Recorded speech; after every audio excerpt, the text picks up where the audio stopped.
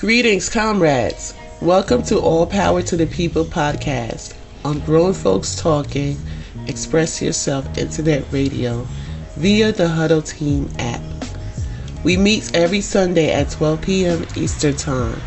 We discuss local, national, and global events that impact the material conditions of the people and provide viable solutions. We are here to find those tired of the way their lives are socially constructed. As Panthers, we use dialectic materialism. As Dr. Huey P. Newton stated, power is the ability to define phenomena and make it act in a desired manner. From combating the housing crisis to police patrols, we are the vanguard in place to serve our communities. The purpose of this program is to highlight contradictions in the electoral process, which Western culture calls politics. Politics is the struggle for resources. Participating in America's electoral process has only taken resources from the people and handed it to the oligarchs and the professional managerial class that serve them by maintaining the status quo through coercion. We know that power lies with the people, and it is our duty to organize and educate the community so that they can fight for their own liberation. So please, join us every Sunday at 12 p.m. You can join by downloading the Huddle Team app, join online, or call in. The app and joining online is free, but if you call in, standard messaging rates may apply. Links to the show will be provided in the caption. This is General Secretary Patience of the New African Black Panther Party, NABPP North. All power to the people. Let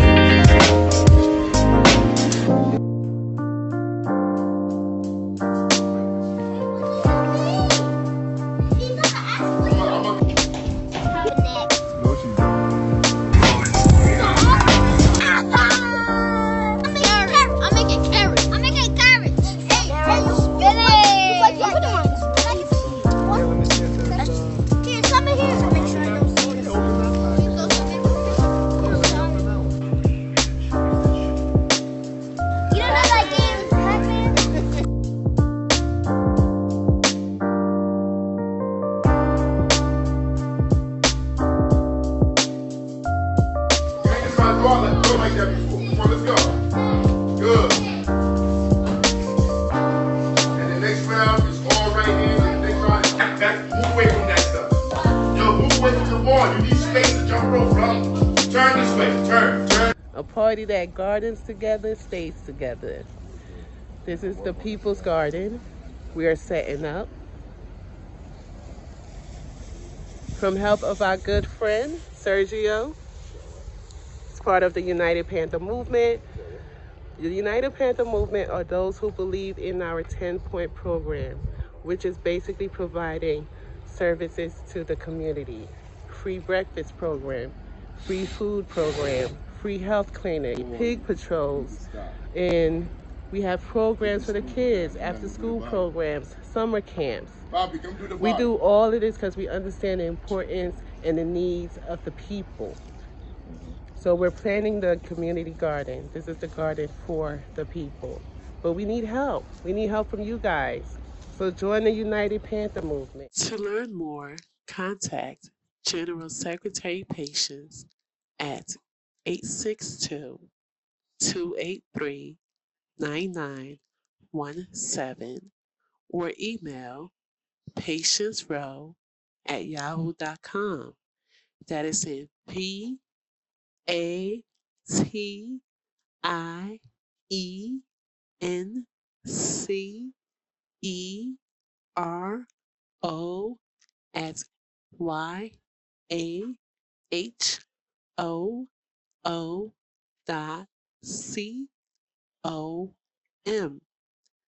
To help support the work we do, please send donations to Cash App, $ I live for the people, or Venmo /Zelle at phone number 862-283-9917.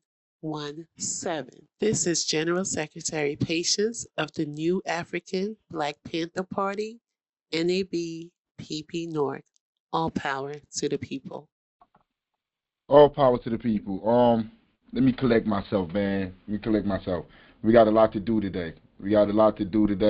Today we got to go to New York. We got to be there at 3:00. To give our send off to Cha-Cha Jimenez, one of the greatest that ever did this. One of the legends of our struggle, of the movement. Not what everybody usually be talking about when they talk about movement, which is nothing. But we got to go out there. I have to start picking the kids up early, like around 1. So we're going to try to get through this. I might have to do some of this while I'm on the road. Picking up. I really wish, because the service started at 3. I really wish we could broadcast from there. That's what my host was, but it's not really, the time ain't really going to match up. But yeah, we got a lot to talk about, man. America seems like it's going crazy. Everybody's so hysterical about what's going on, about the political climate, about Donald Trump, his executive orders, going in, show me your papers, locking people up, locking up people that are not documented. But if you look at all of this from a reactionary perspective and you don't understand history, you don't understand how we got to where we got to, it's going to seem complicated. You may even be led the wrong way. But that's why we have this program. This program is here, like I always say every week. We're here to cast a wide net to find those interested in changing the conditions on the ground, the conditions in our community. That's the only reason why this show is here. And right now, we're reading the Red Book. We started off with The Miseducation of a Negro. That was the first book we went through. We listened to the audio, and we went through that for 18, I think it was 18 or 19 chapters. So we took our time, a chapter a week, and we went through it, broke it down. Now we're going through the Red Book. The Red Book is teachings by Chairman Mao and advice from Chairman Mao, one of the only people that have ever defeated imperialism. Imperialism is who our enemy is. That is who we're fighting. And Chairman Mao is one of the people that defeated him. So learning from people like that, I don't see anything wrong with that. I wouldn't want to learn from people that lost imperialism. There's nothing for them to teach us. But I'm going to go directly into the book. I'm going to play it. I'm going to stop it here and there to make some commentary. But after that, we're going to go straight into the immigration, how should I phrase it? The immigration kerfuffle. Hey, Andy, how would you phrase the immigration situation going on right now? How would you phrase that? Well, it's basically imperialism turned inward. Oh, power to the people. Inverted totalitarianism, whatever. Anybody else want to say something? How would you describe what's going on right here with the immigration with the last week? What we've been experiencing the last week? If anybody want to say something, they could go ahead before I start the audio.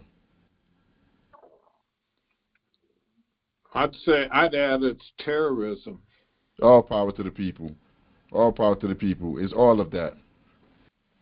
All right. Without further ado, let me put the video on. The audio.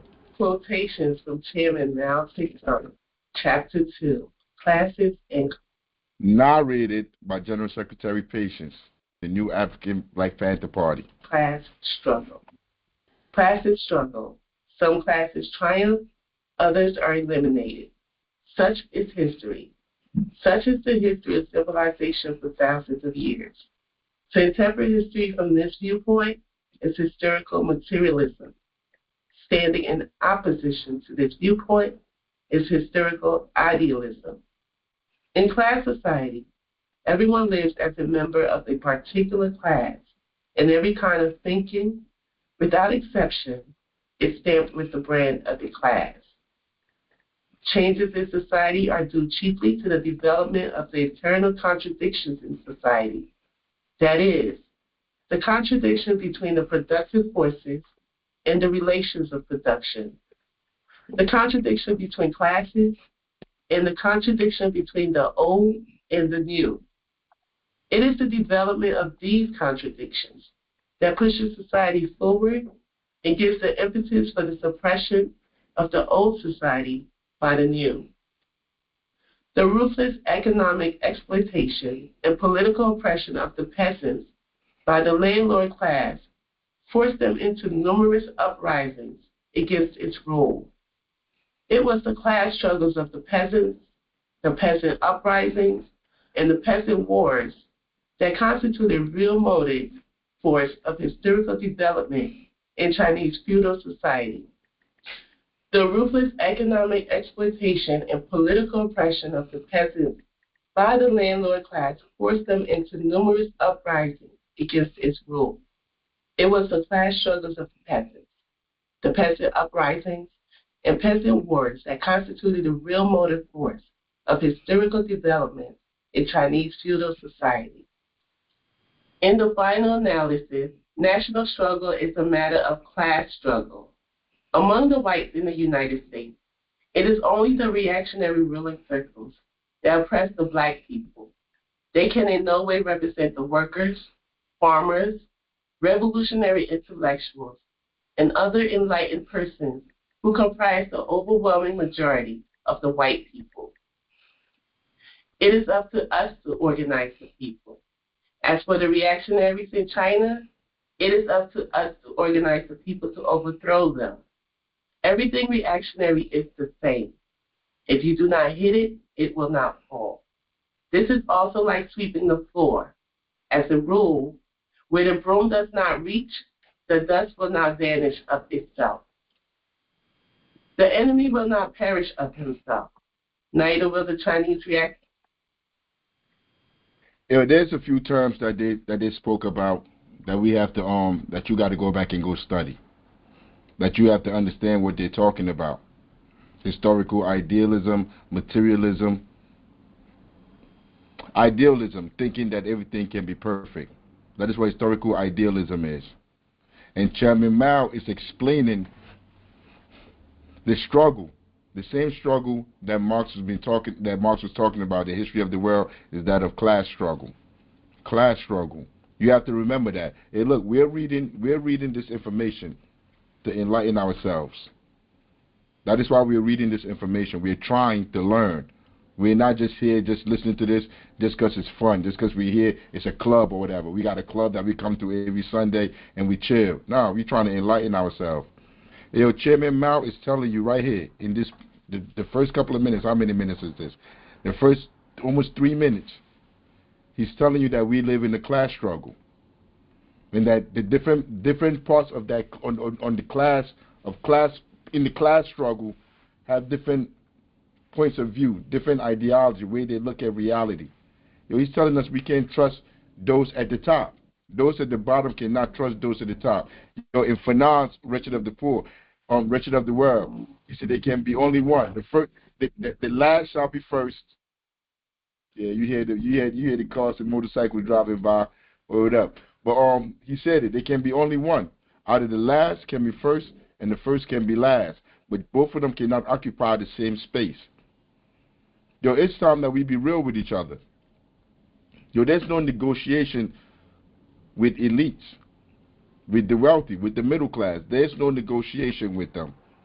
And that's what he's going to continue on to tell you in here. You cannot negotiate with them. I mean, they see the world from their perspective on what benefits them. And this plays a part into what we're going to talk about when we talk about, I don't even like the terms that they use.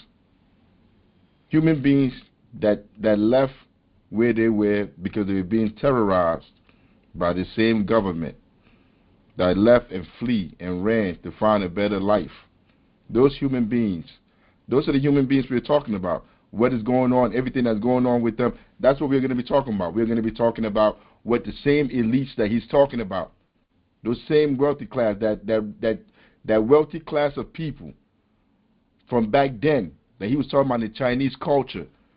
We're going to be talking about them here, what their solutions have been, how they have caused everything that we're dealing with right now, how they have caused the confusion. You see, but I'm jumping the gun right here because he's going to break all of that down. reactionaries nor the aggressive forces of U.S. imperialism and China stepped down from the stage of history of their own accord. A revolution is not a dinner party, or writing an essay, or painting a picture, or doing embroidery. It cannot be so refined, so leisurely and gentle, so temperate, kind, courteous, restrained, and magnanimous. A revolution is an insurrection, an act of violence by which one class overthrows another. Chiang Kai-shek always tries to wrest every ounce of power and every ounce of gain from the people. And our policy... Chiang Kai-shek, that's who they were fighting against. That's who he was fighting against, and he was saying they always take the power. Like, they found ways to take power from people. It's the same thing they do out here.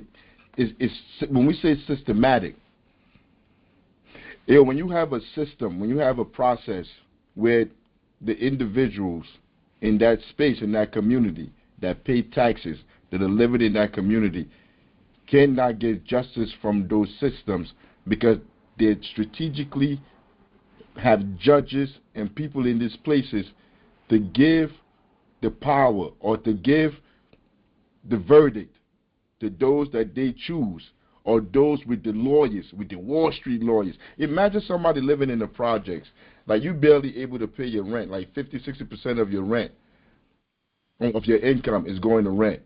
And then that person gets in a war with a conglomerate, a huge company, and the company is trying to remove them because they need to remove them so they can up the rent to make more money. And then you have these two people going to court, the peasant, the person struggling to survive out here with kids, got 2-3 jobs, trying to pay rent, trying to survive, and you have them in court. They come in there with a public defendant or whoever the government give them, the government that's part of their oppression. Whatever lawyer they give them, they go in court to go face against Wall Street lawyers from these corporations. That entire process is fixed.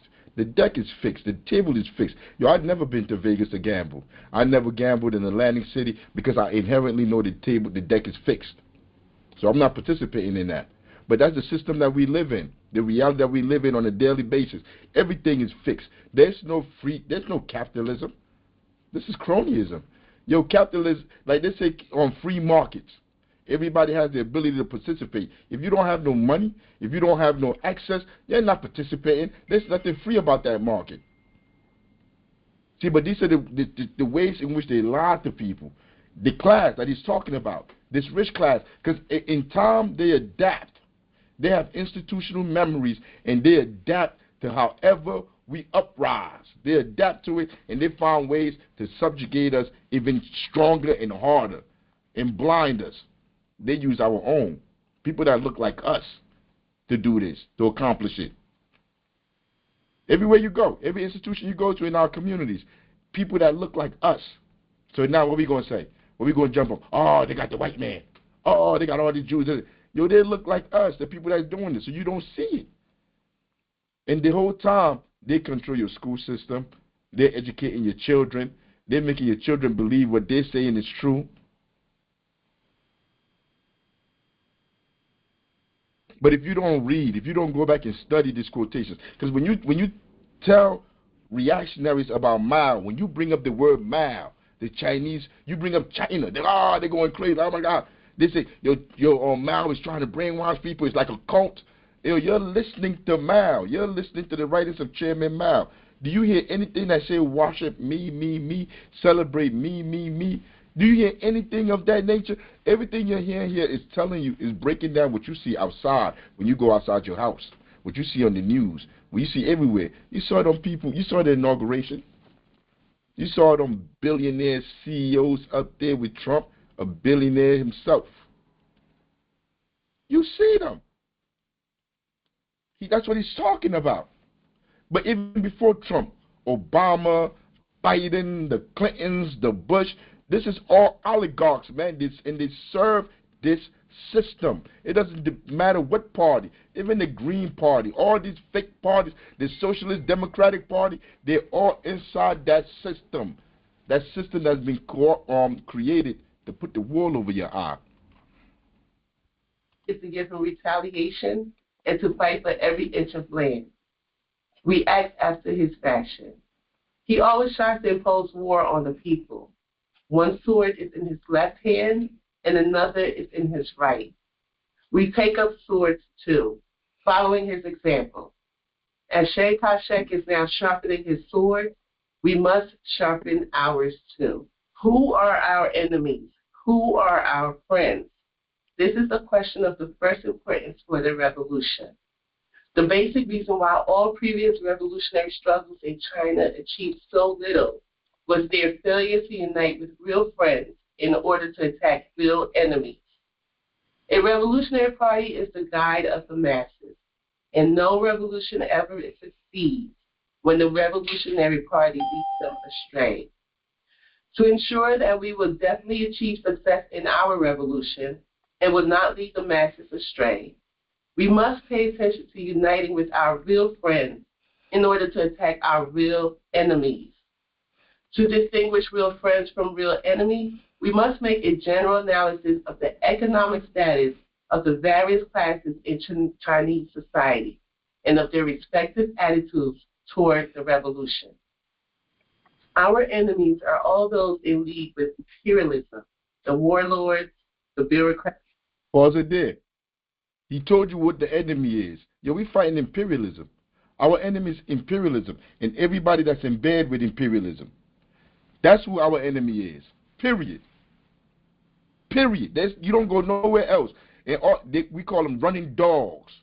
The black politicians, black professionals, black academics, black intellectuals, every single one of them that work in these institutions to maintain the oppression of the people. These are our enemies. They may be your family members. They may be your friends. They may be whatever. These people support people, policies, and ideas that are detrimental to the masses of us. That's what Mao's saying. What is wrong about that? Mao didn't say a Spanish person, a white person, a woman, a gay person. These are the people that are oppressing you. These are your enemies. He said no. He said we must make a clear demarcation line on who our enemy is. The imperialists, the people that own these homes, these banks, these institutions that own these politicians. Those are our enemies. You disagree? If you disagree, come on and tell me you disagree. Tell me why you disagree. Let's have the conversation. As Panthers, we believe in ideological struggle. Ideological struggle mean like, these ideas, these things that I have in my mind, this analysis. If you have another analysis with better scientific evidence, you bring it to the floor and we talk about it. And then if you're right, if your evidence is stronger, I'll roll with you. And right now, here we go. I'm putting down on the table right now. It's on the table. I said already, the demarcation line is imperialism. That is who our enemy is. The slumlords, the banks, the corporations, the military-industrial complex, the prison-industrial complex, the school, the prison pipeline, all the people that control and maintain those institutions, and so many more are our enemies. I know some of you work in these institutions. Some of you participate in these institutions. That's why you're on the plantation. We call it the plantation. If you are willing to commit class suicide and come fight with the people, then come on. We rock with you. We're going to watch you. We're going to make sure you're not a mole. You're not a traitor. Because from our history, that's what we've seen. We've watched people come in and act like they really cared about the people, but they're just looking for jobs. They're looking for proximity to white supremacy. They're looking to move to the suburbs. I remember when I was young, they used to have all these shows on TV. I'm never going to get this episode out my mind. It will never leave my mind. There was an episode when the black people, you remember it, if you old enough, when the black people were trying to move into the suburbs in that show. Let me see who's going to say, tell me what show it is. Because it's a famous show. It was a famous show back in the day. They had an episode of the black people trying to move into the suburbs, into the community with these white people.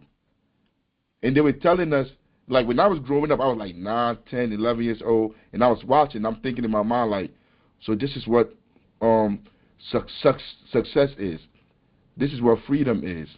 Moving into the suburbs, moving into communities that they don't want us to move into.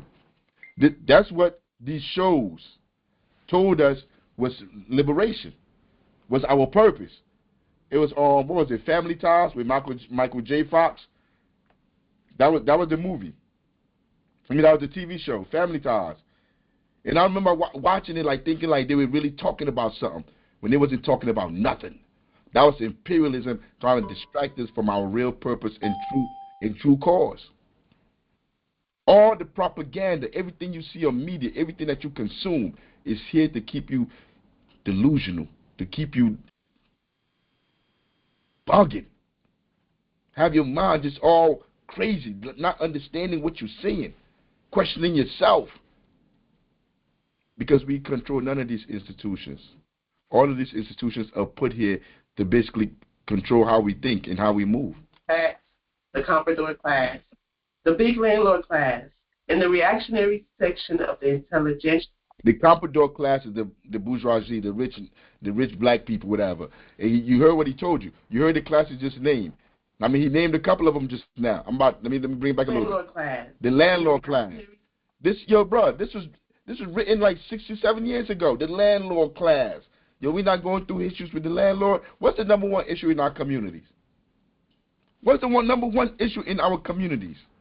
Everywhere. It's not housing, gentrification. That's not it.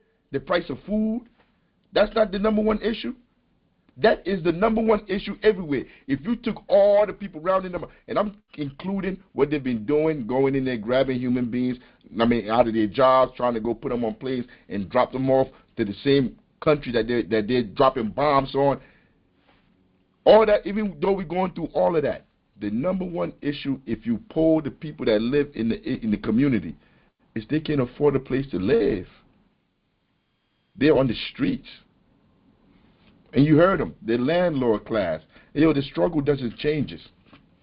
It hasn't changed. It is the same struggle. It's a class struggle.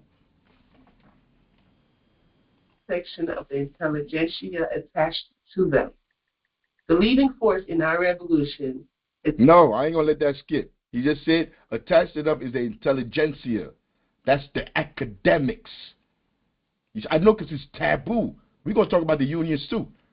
I know it's taboo to talk about the teachers, that the teachers could be part of this plot to take all of us there. But what are the grades in these schools in our community?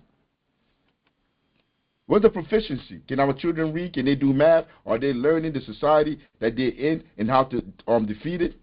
But when you bring up teachers, people think like, oh my God, how you going to say teachers? He just told you, those academics. It's the industrial proletariat. Our closest friends are the entire semi-proletariat and petty bourgeoisie. As for the vacillating middle bourgeoisie, their right wing may become our enemy and their left wing may become our friend. But we must be constantly on our guard and not let them create confusion within our ranks. Whoever sides with the revolutionary people is a revolutionary.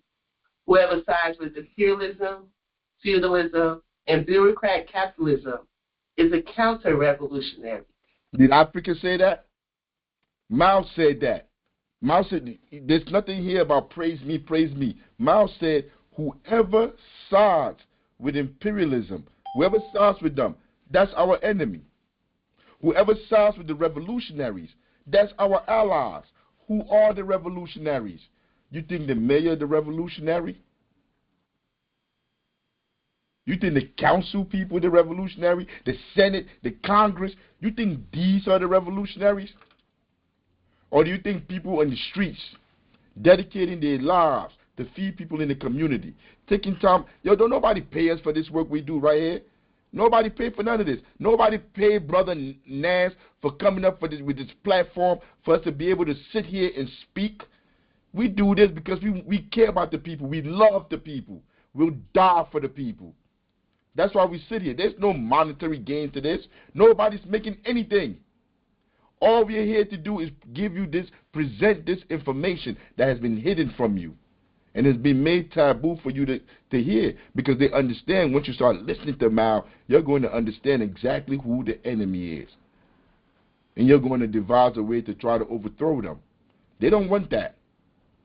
They do not want that. Not once have you come here, have you been in this space where you hear anybody here talking about violence. We're not talking violence of what? I don't even have a gun. I don't have nothing. If we don't organize each other, if we don't organize the people, if we don't come together to understand that we all in this together and we need to build institutions. What do I mean by build institutions? Hey, yo, they keep talking about gentrification, kicking us out of here, doubling the rents. Yo, why are we not coming together to buy up the buildings so we could live in there and pay rent to each other? And then when they come down and they try to take that building from us, you have a whole building with 200 people that's ready to stand there with you to say no. 200 apartments, let me say, and say no. You're not taking this building from us. They don't even have enough people in the police force to deal with that. But that's where it starts at. Or they come in the community and say, we taking this person out of the community. And you're like, no, you're not. The whole community stands up like, no, you're not taking them out of the community. That's different from waiting for politicians to write policies and make laws that will punish the people that they bring into the country to go work for companies to depress wages. You see how crazy that sounds, to depend on those people? He's telling you who your enemies are. Now you could listen to him, or you could bring evidence to counter what he's saying. But until then, it is what it is. Whomever sides with the revolutionary people in words only, but acts otherwise, is a revolutionary in speech. Whoever sides. How many people you know do that? Side with the revolutionaries, talk all this revolutionary talk. But they work inside these institutions, pushing these ideas, pushing these policies, and at the end of whatever they say, at the end of all of it, it comes back to going to vote for one of the imperialists or leaders of whatever whatever party they got. So what he said, whoever talks on what you call revolutionary talk, you see, none of this is new. Ain't none of this new. It's been going on. They talk that revolutionary talk. Yo, bro, they nail. They wear their dashikis and they nail. And they paint on the floor, Black Lives Matter. They wear their afros, throw a fist up. Yo, it's two brothers from Tennessee, man. Man, they're not my brother anyway. These two politicians, yo, they made my stomach turn. Like during the George Floyd era, all that, like they used to be up there like trying to sound like Martin Luther King. Like, the whole time they want to go sit in office. They want to go sit in Massa House. That's what them political officers are. Massa House. Marquise Lewis. How many times he did that titled MLK speech before they put him on the school board, and now he's in parking authority, and they just keep moving these people around. I hope you heard what the General Secretary said. And they have the dumbest people in them spaces. And it's not like you could fight and go get in them spaces. You can't get in there. Those spaces are allowed for idiots and traitors. Why did they do that? Failure to unite with real friends this is a question of the first importance for the revolution. The basic reason why all previous revolutionary struggles in China achieved so little was their failure to unite with real friends in order to attack real enemies. A revolutionary party is the guide of the masses, and no revolution ever succeeds when the revolutionary party leads them astray. To ensure that we will definitely achieve success in our revolution and will not lead the masses astray, we must pay attention to uniting with our real friends in order to attack our real enemies. To distinguish real friends from real enemies, we must make a general analysis of the economic status of the various classes in Chinese society and of their respective attitudes toward the revolution. Our enemies are all those in league with imperialism, the warlords, the bureaucrats, the comprador class, the big landlord class, and the reactionary section of the intelligentsia attached to them. The leading force in our revolution is the industrial proletariat. Our closest friends are the entire semi-proletariat and petty bourgeoisie. As for the vacillating middle bourgeoisie, Their right wing may become our enemy, and their left wing may become our friend. Vacillated middle. That's the people that waver back and forth. I mean, like they say they want to be with us, they want to be with the revolution. When they go back and forth, man, you can't trust them either. But we must be constantly on our guard and not let them create confusion within our ranks. Whoever sides with the revolutionary people is a revolutionary. Whoever sides with imperialism, feudalism, and bureaucrat capitalism is a counter-revolutionary. Whomever sides with the revolutionary people in words only but acts otherwise is a revolutionary in speech. Whoever sides with the revolutionary people in deed as well as in word is a revolutionary in the full sense. I hold that it is bad as far as we are concerned if a person, a political party, an army, or a school is not attacked by the enemy. For in that case, it would definitely mean that we have sunk to the level of the enemy. It is good if we are attacked by the enemy, since it proves that we have drawn a clear line of demarcation between the enemy and ourselves. You heard that? Those that the state attack, those that are enemies to these people, the imperialism, that's who they attack. That marks a clear demarcation. We have been attacked. From history to now, we have been attacked by those in power, by those sitting in power right now. The same people that we're about to show in the video, they attack revolutionaries. Yup. I don't want to get ahead of myself. It is still better if the enemy attacks us wildly and paints us as utterly black and without a single virtue. It demonstrates that we have not only drawn a clear line of demarcation between the enemy and ourselves, but achieved a great deal in our work. We should support whatever the enemy opposes and oppose whatever the enemy supports. Our stand is that of the proletariat and of the masses. For members of the Communist Party, this means keeping to the stand of the party, keeping to the party spirit, and the party policy. After the enemies with guns have been wiped out, there will still be enemies without guns. They are bound to struggle desperately against us, and we must never regard these enemies lightly. If we do nor now raise and understand the problem in this way, we shall commit the gravest mistakes. The imperialists and domestic reactionaries will certainly not take their defeat lying down, and they will struggle to the last ditch. After there is peace and order throughout the country, they will still engage in sabotage and create disturbances in various ways, and will try every day and every minute to stage a comeback. This is inevitable, beyond all doubt, and under no circumstances must we relax our vigilance. In China, although in the main socialist transformation has been completed with respect to the system of ownership, and although large-scale and turbulent class struggles of the masses characteristic of the previous revolutionary period has in the main come to an end, there are still remnants of the overthrown landlord and comprador classes. There is still a bourgeoisie, and the remolding of the petty bourgeoisie has only just started. The class struggle is by no means over. The class struggle between the proletariat and the bourgeoisie, the class struggle between the different political forces, and the class struggle in the ideological held between the proletariat and the bourgeoisie will continue to be long and torturous, and at times will even become very acute.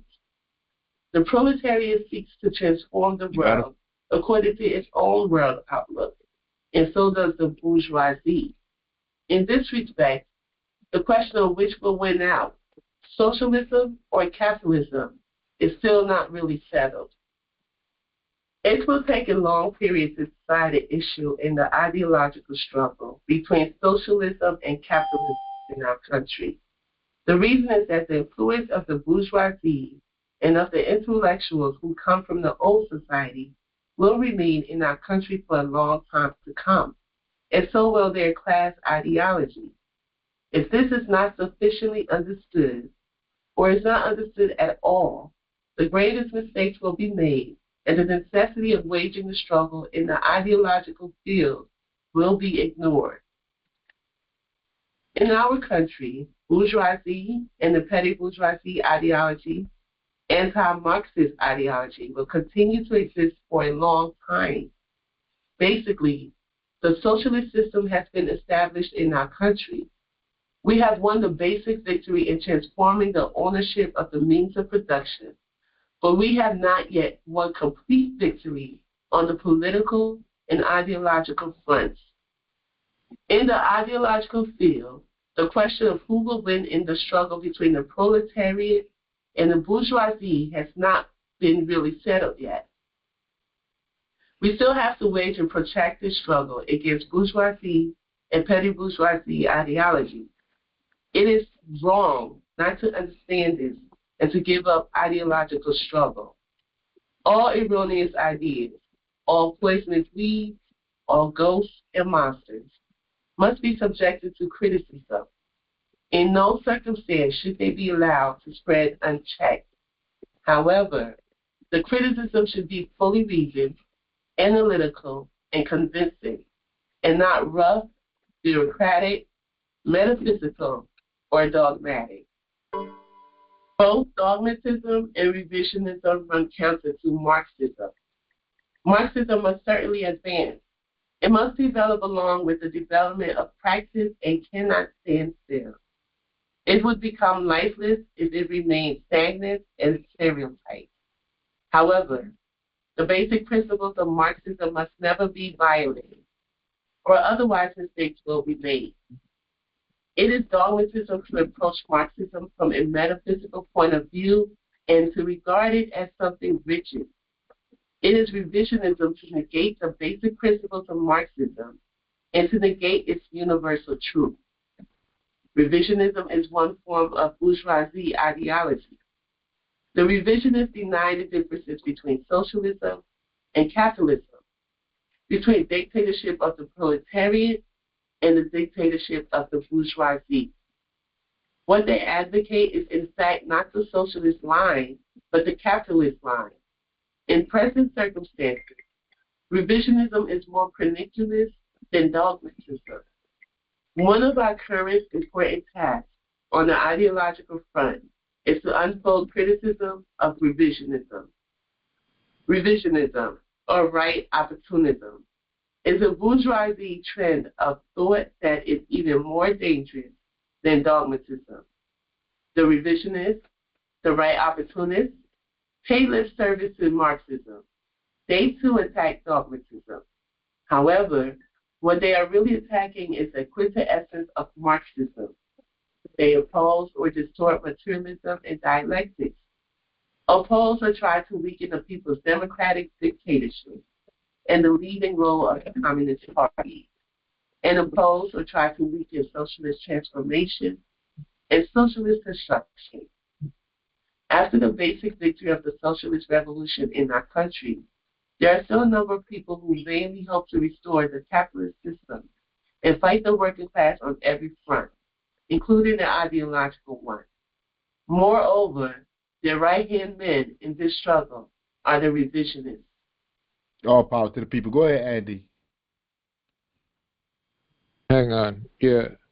I just wanted to say that I think that one of the things that we see so much of is people run around, they're really working class background people in our communities who call themselves entrepreneurs and stuff, and subscribing to a capitalist ideology, capitalist philosophy. Like at this point in the world, socialism, communism, we're at a philosophical juncture. You know, the world is dominated by a capitalist philosophy and outlook, even in China, so that it's about market and selling and cheap labor and all these kinds of things that we know are inherently bad for humanity, that they're inherently part of the capitalist system. Well, we got people in our communities running around. I know a guy, he used to be a homeless activist in Chicago. He used to take over buildings and rehab them. He'd bring in kids who had a prison experience. He'd bring them in, hire them, and they'd help rehab the building, get it all fixed up, and then they'd sell it or rent it at real low rate. This guy totally went over to Trump. He was at the inaugural ball. He's got dreads down past his shoulders, and he's all dressed up and ready to go. Trump got him, paid him a lot of money. I'll just say that. Whose side are you on? The imperialist side or the revolutionaries? He changed sides. That's what I'm saying.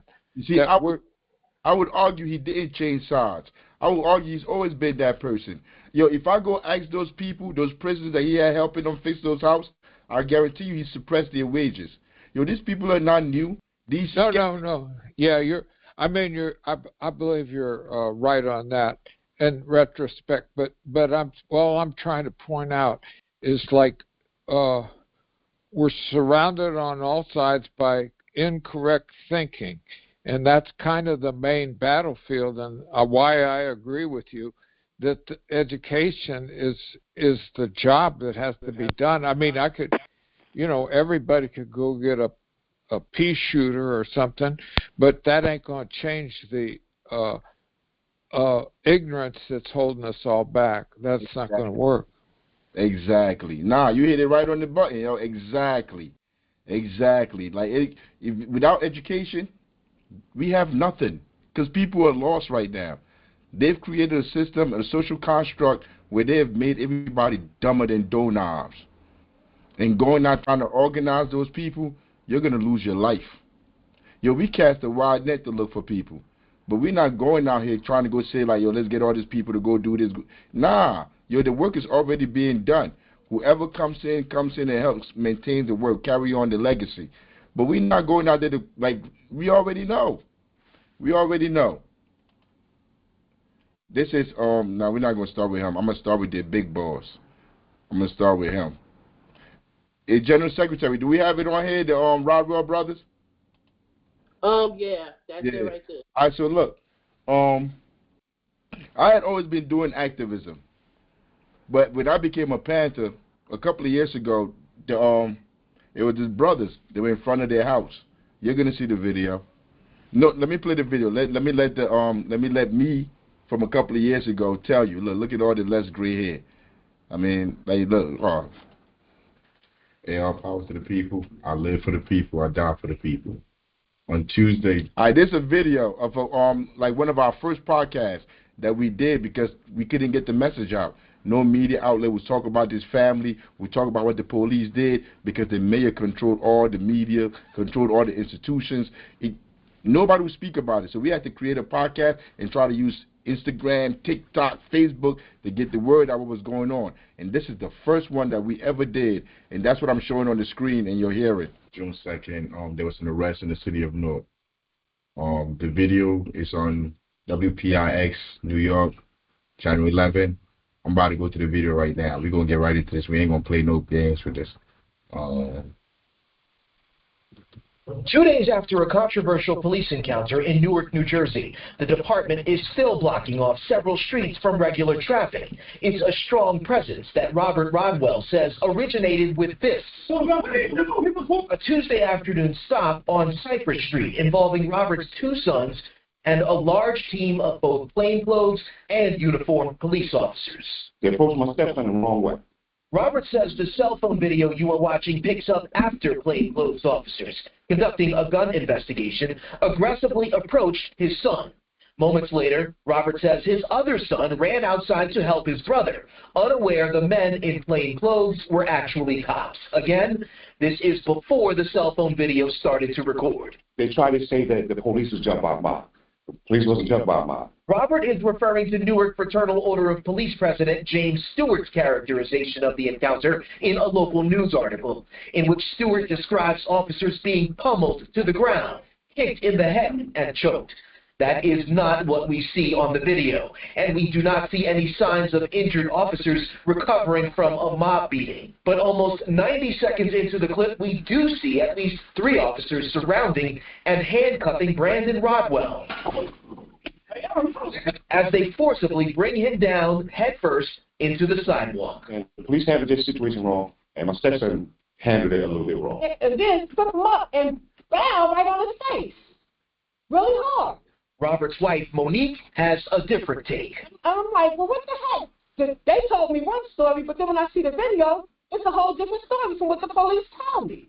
Newark Mayor Ras Baraka released a lengthy, blistering statement Thursday, condemning FOP President James Stewart's comments. Quote, the false narrative put forth feeds the old and archaic thinking that police are an occupying force, always in danger from a hostile community, rather than goodwill guardians of a community that has a growing respect and cooperation with one another.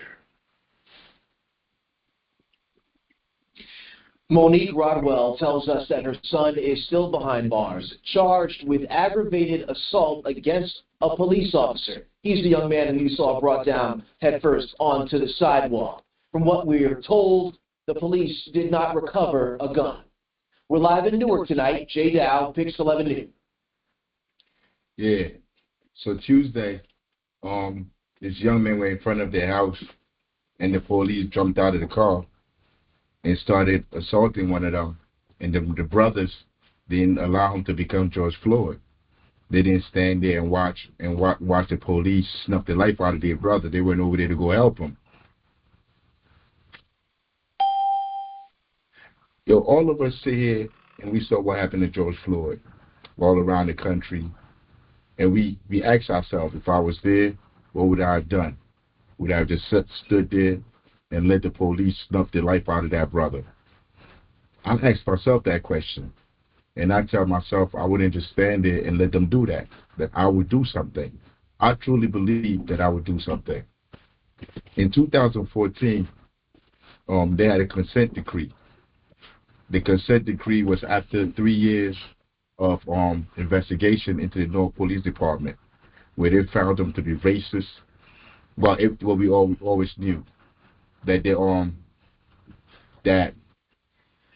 they assaulted, beat, harassed, stopped and frisked. Man, they committed every single. Yeah, but you heard what they said at first. You heard what they said. Even the person on the video, like when it first happened, the day when it first happened, it was big. Because we came out there, everybody came out there, the news people came out there because they thought like somebody really beat the police up. Like there was a brawl. But after they found out, like nobody put their hands on the police, it just started to quiet down. No more reports. Nobody was talking about it no more. You heard the statement that the mayor put out. You see, at this point, he was still walking around as if he was a revolutionary. He put that statement out telling the truth of what happened. Then I went to his office. I went with the family because after the incident, they locked the brothers up. There's another part of the video where they came in the next day, kicked the doors in, came in, they were sleeping, they pointed the guns right here. There's the part right here, right in the video. Yo,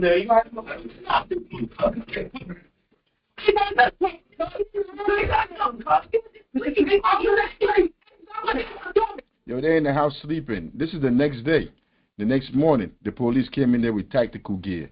They'd never found no gun outside. There was no gun when they came out there. But these are the systemic things that is going on in Newark. Every day we deal with it. The people in Newark deal with these issues every day with the police. They don't respect our rights. There are no jobs. We don't have nowhere to stay. They're systematically pushing us out using these politicians.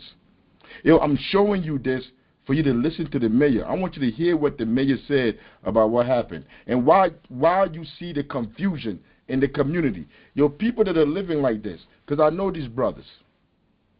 I started organizing and politicizing these brothers after we went there and we stood with them. They went to court. They defeated them. They beat the police and they beat the system. The only you can guess it. They had to find them guilty of something because this system is corrupt. So guess what they found them guilty of? Resisting arrest. What are you arresting somebody for if they've done nothing? If you walked up on their steps And you see, I don't have time to play all the video for you to hear what the claims the police made, that they had white T-shirts on and they had dreads. That's what that gave them the reason for them to stop them. I mean, I don't have time to play all of that, but let me see if I could play right when they pulled up on them. For 1 second, Chairman. Go ahead. You can find all these videos on our YouTube channel. These are all our old videos. It's on All Power to the People YouTube page. All power to the people. Like, look, I'm about to play this video right here. You're gonna see them coming out the car right here. They're just chilling. They jumped out. That's the police hand. Yo, you see the police come out, their SUV come out, and the brothers are outside in front of their house. They're looking in the car trying to buy some clothes from somebody and, like, doing nothing. And the police jump out. Bruh, twisting his dreads. They're just chilling. They jumped out. They start grabbing them. Taking their pockets. Going in their pockets, trying to see if they got... Yo, this is... Everything that they're doing is illegal. Everything that they're doing is illegal. They're pummeling them at. Really. So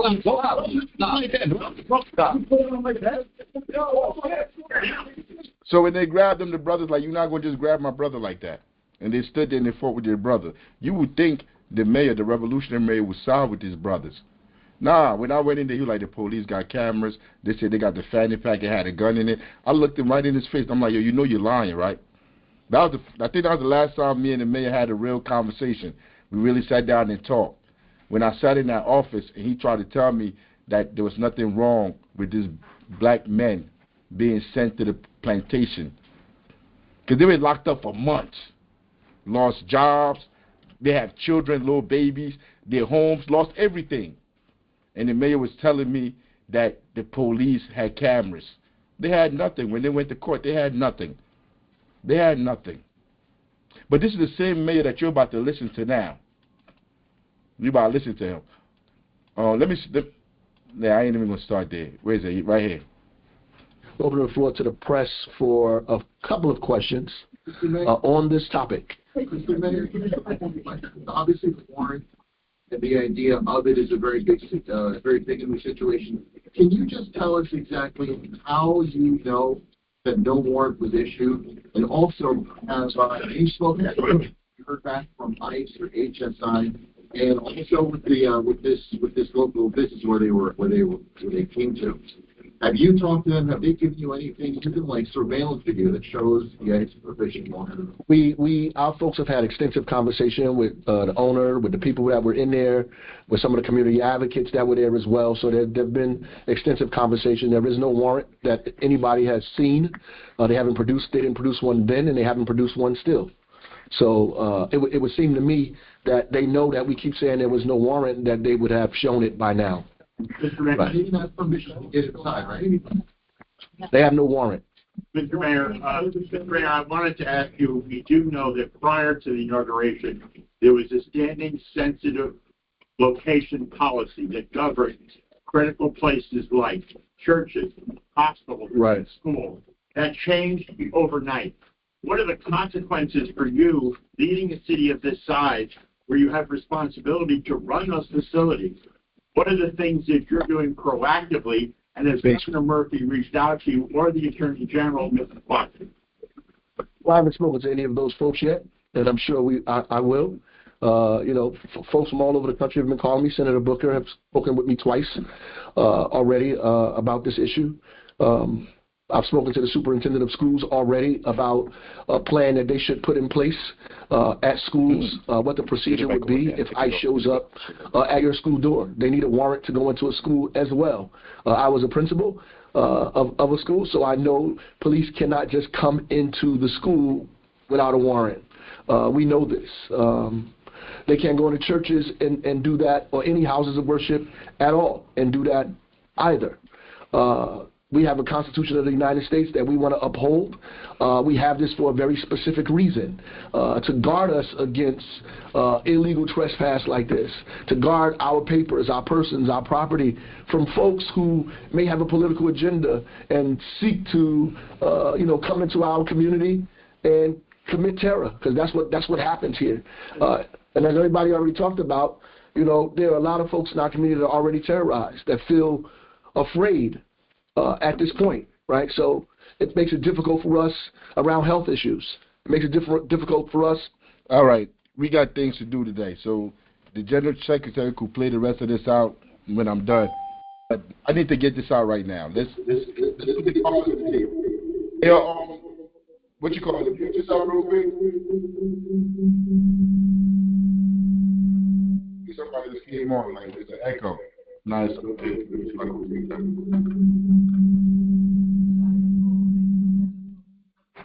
Yeah.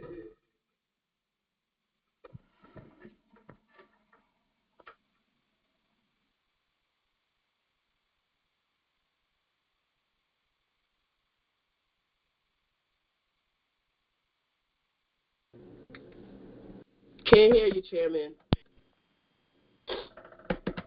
Can you hear me now? Yes. All right, so let's get this out the way right here, because there's issues going on in our community, and we believe in ideological struggle. And what I may say, people may not like it, but it is what it is. We have to look at the data and look at what it is and see it for what it is. I say what it is like 10 times. Right now in North, ICE, the federal government, is coming in and they're grabbing people in our communities and they're trying to lock them up without warrants, without nothing. They're coming in grabbing them. They're going to these jobs that's hiring these people and giving them jobs to depress wages in the community. And they're taking these people out of there. These people's lives are being turned upside down. They've been allowed into the country. They were allowed in. They came in, they established themselves, they have their children in school. Their children are going to school. Some of them probably have children here. And now those kids are in school. And now the federal government, imperialism, is coming in to pull them away from them jobs, to lock them up, separate them from their family. All of this is violence. You don't need a gun to carry out violence. Then there's people in the community that's saying we don't care. Yo, we post this on social media. And the masses of people in the community saying we don't care, go get them. These are black people. These are disenfranchised people. Black Spanish people are saying the same thing, go get them. Telling the federal government to go get other black and Spanish people. But why? Why would they do that? Are these people evil? Or are they on the ground living with the consequences of what imperialists have created? Not enough job, depressed wages, no housing, nothing. So you have the crabs in the barrel fighting each other, going back and forth, arguing with each other, while these politicians sit up here and act like they're righteous. Remember what Mao said? They talk that revolutionary talk. Yo, this guy has been missed since 2012. They had the police under investigation, under consent decree, because they were abusing the residents here. The same residents that are saying they don't care about the people that they're dragging out of these jobs. These residents have been suffering under him, lost their homes. They're all living on the streets. When you see him, he's going to lie, talking about what they're doing about homelessness, how they're fixing homelessness. Like, that's what he goes on these media platforms and lies to the people. Yo, it is impossible for you to have cut homelessness down by 50%. Yo, he said he claimed to have cut homelessness down by 50%. When Newark, New Jersey is leading the country in gentrification, which means people are being thrown into the streets. How do you cut the homelessness down? You didn't build no more shelters. You're not giving no people homes. When people go to legal aid go to court with them and make sure the landlord wins. That's what legal aid does. Legal aid doesn't keep anybody in their home. They cut you a deal where you're homeless at the end of the court proceedings. This is what we're seeing because we're working with these families for free.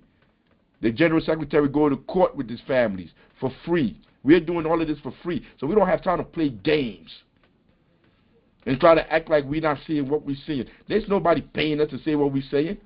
We're speaking for the people. The people hate Ras Baraka, hate this mayor, hate these politicians. They despise them. They don't even vote. They don't participate in the electoral process because they've lost hope in the system.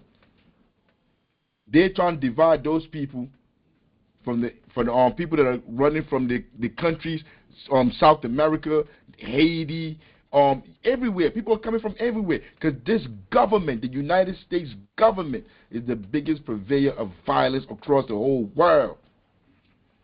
They're bombing them, corrupting their politicians. They doing it. This is not something that Africa's saying. Just put a simple Google search. Go watch Democracy Now! Just put in there Democracy Now! Haiti. It's going to bring up a story about how the United States government destroyed Haiti. And those people leave from Haiti and try to go somewhere to have a better life. You're going to hunt those people down. The same government. Under Biden, I could have showed the video where under Biden, they were on horses, whipping people on the border. Under Biden. They've been here. They've seen all of that. You see, but it's politically expedient. It's like it helps him. He thinks he's running for governor. The mayor right there is running for governor. He thinks about coming out and picking an identity political side to say I'm fighting for immigrants. He thinks that's going to get him some votes for him to go win the election. That's what he believes. But the people not voting for you. Only the people that fall for the banana in the tailpipe, maybe the people from those spaces that have their family taken away, they may believe you're going to do anything. But you've never done nothing. These politicians have done nothing ever to solve what's going on, to solve those countries being bombed, to help those people. They've done nothing. The only thing they did was allow these people to come in when they knew these people was going to catch hell, when they knew that the people, that's the residents, the taxpayers, they're not doing nothing for them. They're not doing nothing. So they bring in more people into the same space. And you give those people resources that the other people don't have. What do you think is going to happen? What did Mao tell you? That they're going to cause confusion, right? But people running around here like, oh, they don't know who's the bad guy, who's the good guy. Whoever's on the side of imperialism is the bad guy. Ras Baraka is an imperialist. He's an imperialist dog. That's what he is. A savage sociopath. Because they agree with the policies. They agree with the policies against Venezuela, against all these nations that's trying to liberate themselves, where people are trying to flee from. Like how you put economic embargoes on people and you watching the people suffer. Because it ain't the wealthy in that society that suffer. It's the mass of the people. I got to go, right? It's the mass of the people. I have to go because we got somewhere to be. You going to take over? Go ahead, take over. Like if I want to come in, I'll say something and stuff. Let me cut this camera off. But the Secretary General is going to take over. I have to go pick up the kids. We got an event to go to today. All power to the people. Go ahead.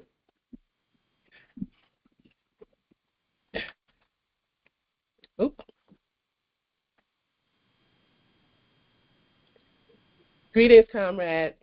So just to piggyback off what the chairman was just discussing, and I'm glad he brought up Haiti, because I just looked on my Facebook and I see a post from a Haitian group addressed to the mayor. So I'm going to just go ahead and read what it says.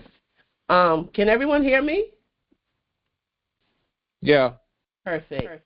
Yes. So this group is called Primitive FMRTV, and this is their address to the mayor.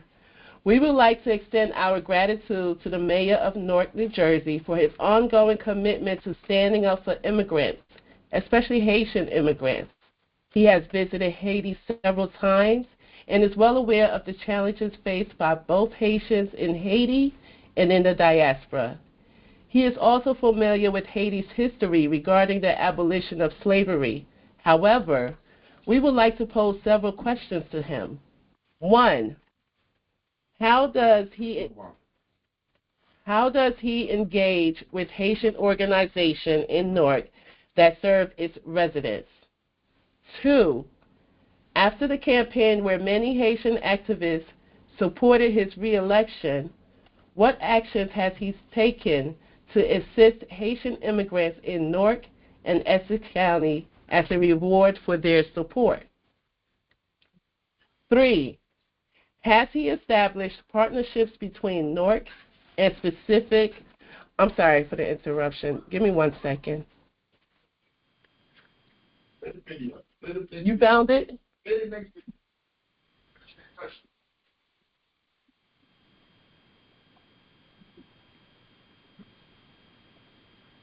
Open the floor to the press for a couple of questions on this topic. Mr. Mayor, obviously the warrant and the idea of it is a very big new situation. Can you just tell us exactly how you know that no warrant was issued, and also have you spoken heard back from ICE or HSI, and also with this local business where they came to? Have you talked to them? Have they given you anything, even like surveillance video that shows the ICE provision? Our folks have had extensive conversation with the owner, with the people that were in there, with some of the community advocates that were there as well. So there've been extensive conversation. There is no warrant that anybody has seen. They didn't produce one then, and they haven't produced one still. So it would seem to me that they know that we keep saying there was no warrant, that they would have shown it by.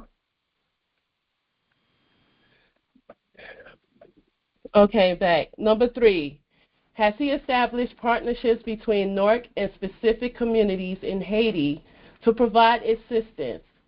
We noticed that he recently visited Haiti and made improvements in sanitary facilities and provided fire equipment, but these gifts were given to a community in the Dominican Republic.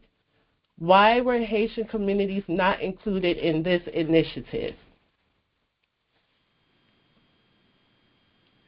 So that's from a Haitian group in the community. Oh my God, I don't know what's going on. Excuse my appearance. But yeah, just to echo what Chairman is saying, these people are revolutionary in speech. And if you know the history about Haiti and the Cuban people, they are revolutionary in spirit, and they are resistance people. Cuba was just placed back on the terrorist list. If anybody missed that news. And I imagine that the mayor gave that equipment to the Dominican Republic because of Haiti history and how, they fought against their enslavers. So he talked about the Rodwell Spivey brothers, and you heard a little bit from the mayor. Now you're going to hear from other local politicians that was in that same press conference. So I'm going to go back a little bit.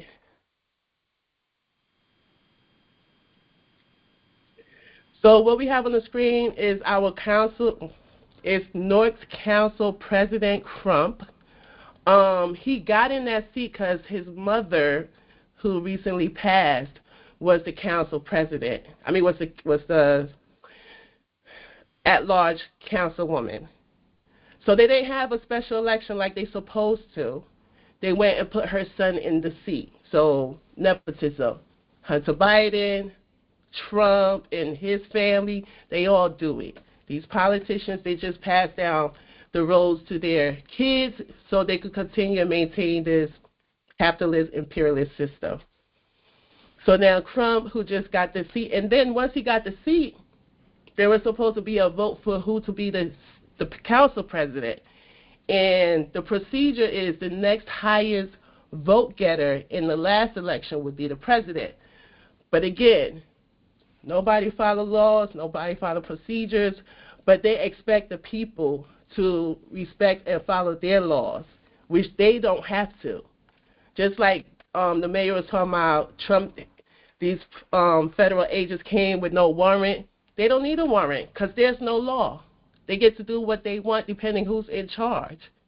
Just like the police didn't need a warrant to go and jump out on the Rodwell Spivey brothers because they saw them with a white T-shirt and a fanny pack, and they assumed that they were up to no good. Where was the law protecting them? So we're going to hear from Crump talk about what he talks about. Right now, we're going through some turbulent times.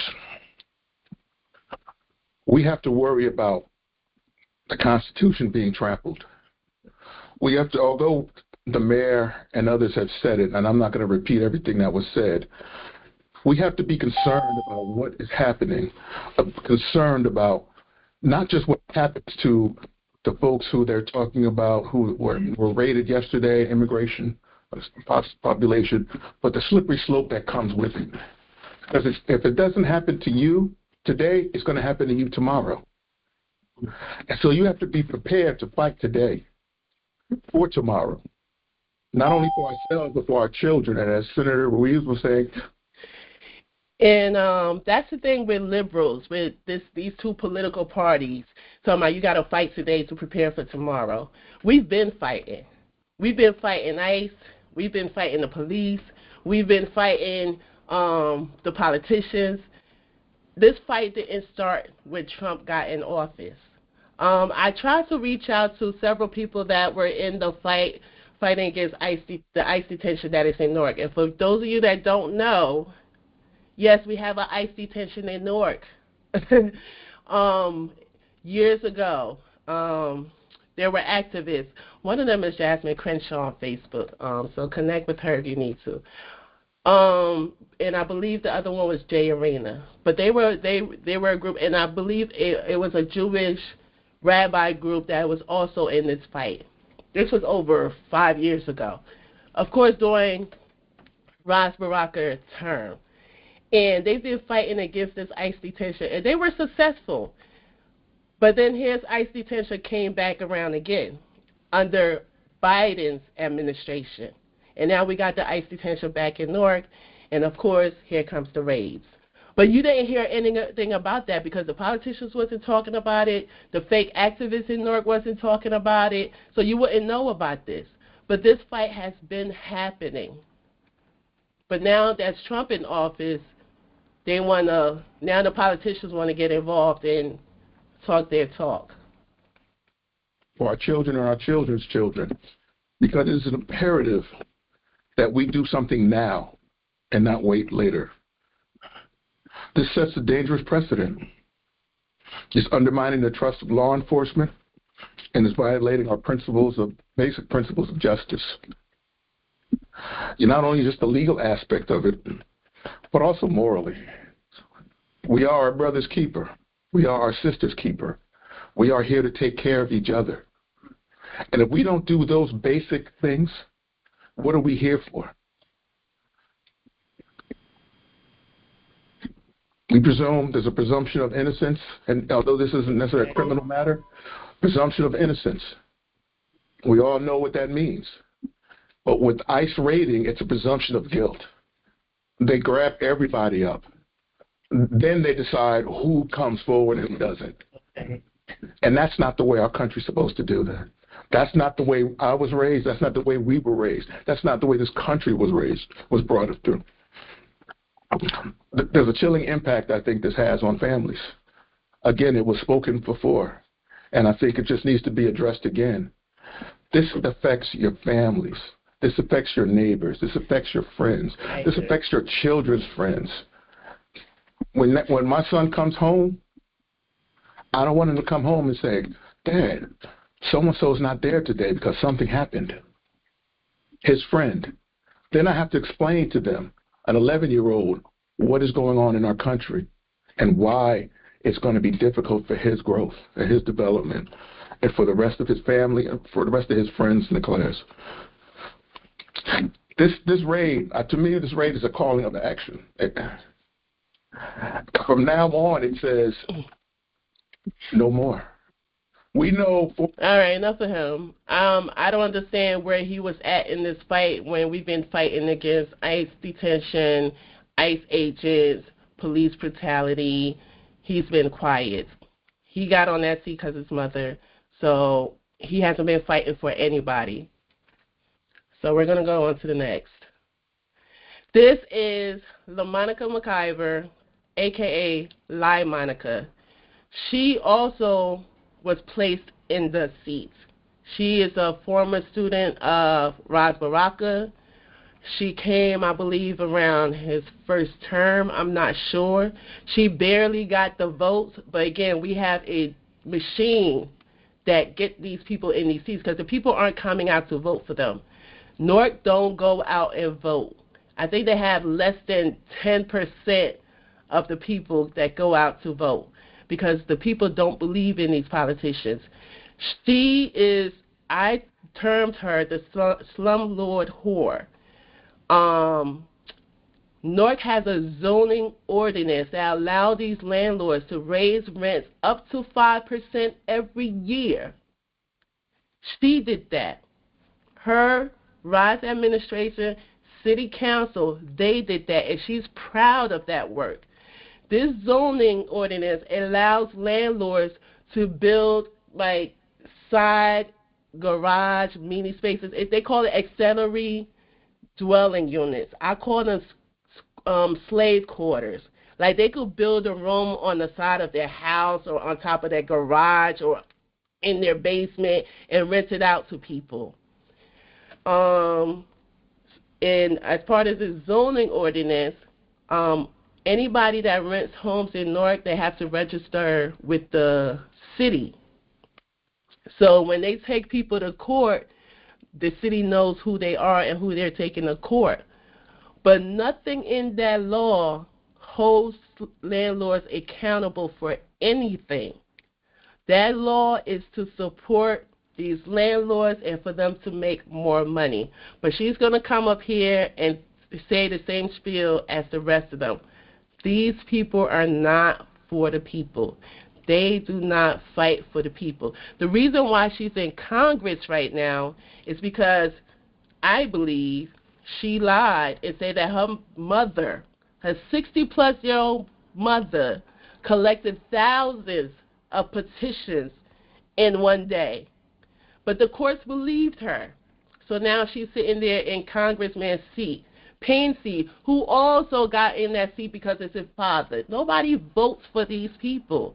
They just inherit these seats. These seats are given to them. So let's hear what she has to say. I wish we were all gathered here under better circumstances, but unfortunately, we're not. The event that unfolded yesterday was despicable.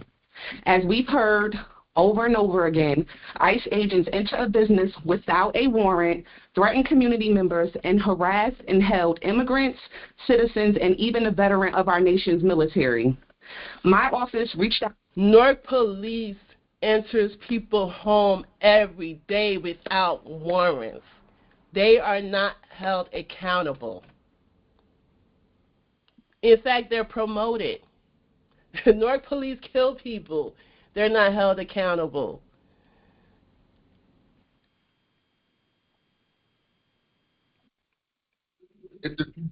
Right now, we're going. I wish we were all gathered here under better circumstances, but unfortunately, we're not. The event that unfolded yesterday was despicable.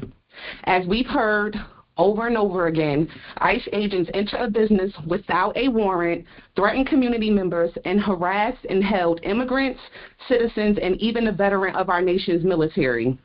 My office reached out to ICE demanding answers on how exactly yesterday's raid was allowed to take place without warrant and without justification. Still, no answers. They barged into our city to detain our neighbors. Trump's attacks on immigrant communities is now at our front door. Trump has literally been the president for less than 100 hours, and in those hours, he has signed a ton of executive orders, some that take aim at birthright citizenship, pause refugee admissions, reinstate the Remain in Mexico policy, and promise aggressive immigration crackdowns like the ones that happened here yesterday. And Trump's Department of Homeland Security has promised to remove protected status from sensitive areas to give ICE unlimited access to operate at schools, churches, and other locations that used to be protected. This is cruel. Some of these executive orders are unlawful, and our state, advocacy groups, and elected officials are already fighting back in the courts to protect our communities. I'm just confused as how these people knew what Trump was going to do, because he told you what he was going to do. And nobody in Congress was preparing for this because they thought for sure that Kamala Harris was going to win. But why would you think that if the people are telling you that they're not going to vote for her? They wasn't going to vote for Biden. So instead of y'all preparing for this, y'all put your whole lot into the Harris-Biden thing. Instead of y'all making laws to protect the people from things like this, y'all just sat there and supported Genocide Joe and Holocaust Harris. And attacks like what we witnessed in Newark yesterday does nothing to make people feel safer. People should not have to fear that going to church or school will result in their arrest or deportation. Parents who have babies in our country should not be told that their child who is born here is not a citizen. That goes against our Constitution. I understand. What is the Constitution? What does these laws mean right now? We have a president, a sitting president with 34 felonies. What does constitutional laws mean? We have a former president who pardoned his son and everybody that's connected to him. What does laws and constitution mean? We have a Newark Police Department under a consent decree for violating and brutalizing people, and they still do it, and they're not held accountable. So what does these laws mean? I understand the fear coming from our community, and I want to make it clear. I stand with you. Me and Congressman Menendez, we stand with you. Wait, not Gold Bar's Congressman Menendez. Is that the congressman she's talking about? Anybody knows? Gold Bars? Anyway. Mayor Baraka, we stand with you. All of our state delegation folks who are here today, we stand with you. We have to know our rights and stand together to protect ourselves and keep each other safe in these times. My office is here to help. Just yesterday, as news of the raid broke, I hosted an immigrant rights town hall where we spoke to over 5,700 constituents. We have community resources on our website, and we can help with case. I'm going to speed it up a little bit because it's not really saying nothing. I just want to, there's a part that I want you guys to hear. Many Republicans in Congress, and Congressman Menendez can attest to this, they support these disgusting Trump policies. As a member of the House Committee on Homeland Security, I will see the bulk of these anti-immigrant bills this Congress, and I will reject these bills. And her rejection will mean nothing. You're just a member on a committee that you just got on. You have no power. They just telling you this like as if they could do anything. She can't do anything. If anything, no one kick her out the committee. Right now, the Republicans have all the power, all the leverage, because Democrats sat there and did nothing for the last 4 years. This is Teresa Ruiz. She is in charge of our education system in the whole state of New Jersey. So I don't know what can she say when our third graders can't read, when our kids are eating disgusting, unhealthy lunches, when we have racial, sexual harassment lawsuits throughout our school board district, when we have a school board who is trying to get rid of a school board member because that school board member's child is suing the school for racial discrimination. This is all happening in Newark. And all these politicians that are connected to Newark is up there on that press conference. Oh, you can wait for the theatrics. This woman, she is just sick. If I can point of personal privilege, just ask my district running mates, and I see my other colleague here to join me on the stage. Assemblywoman Shanique Spate, Assemblywoman Eliana Pintor-Marin, Assemblywoman Cleopatra Tucker, and forgive me if I missed someone. Wait, because there's so much. So she mentioned Assemblywoman Spate. Spate, This was during Cory Booker term when he was trying to privatize our water. Cory Booker, this is Spate right here. She is the wife of Pastor Spate, who's a pastor of a church in Newark. All these people are connected to the churches, but whatever. Spate, Cory Booker wanted to sell this water, the city of Newark water, but he needed the votes. So he wanted to put Spate on the seat. And Rodman Muhammad, Deputy Mayor Rodman Muhammad, knocked the Bible out her hand when they were trying to swear her in, and it was a whole commotion. But now they're all friends. It didn't take long for them all to be friends again. Who else you mentioned? Tucker, she is the adopted mother, I don't know, of Kaburi Tucker, who went to jail for Ras Baraka because of campaign fraud. Kaburi Booker and Roz's wife committed, I believe, campaign finance fraud or whatever. Roz's wife had to wear a bracelet, and he ended up going to jail. He comes out of jail. He got all these real estate deals going on, and he's not supposed to be anywhere around money, especially that has to do with state funding, federal funding, anything. But this is what they do. You won't see his name on any paper, but his hands is everywhere. Kaburi Tucker. This is the families that control the politics in our city. The Spates, the Tuckers, the Barakas, the Ruizes, all these people, they run New Jersey, well, specifically Newark. And then you see the state of Newark. We're priced out. We can't afford food. We can't afford rent. There's crime. Now that we're dealing with ICE agents, but everybody's now paying attention to the immigration thing.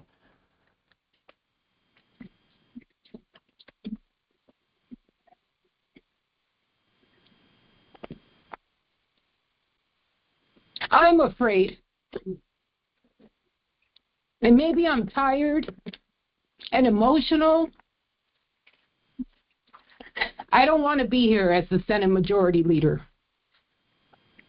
I'm here as a mother, as a Norker. Y'all could watch her later on time. I just don't care for the theatrics. Like, she knows that she's doing nothing for us and nothing for the people. But they're gonna run this game. This is I don't know what to call it, but this is hot for them right now. This is how they're going to get their rocks off, to try to convince the people that they're standing with them. But if Biden was in office, you wouldn't see none of them talking about this issue, because Biden would be able to deport as many people as he wants because he has their support. They didn't call Obama deporter-in-chief for nothing.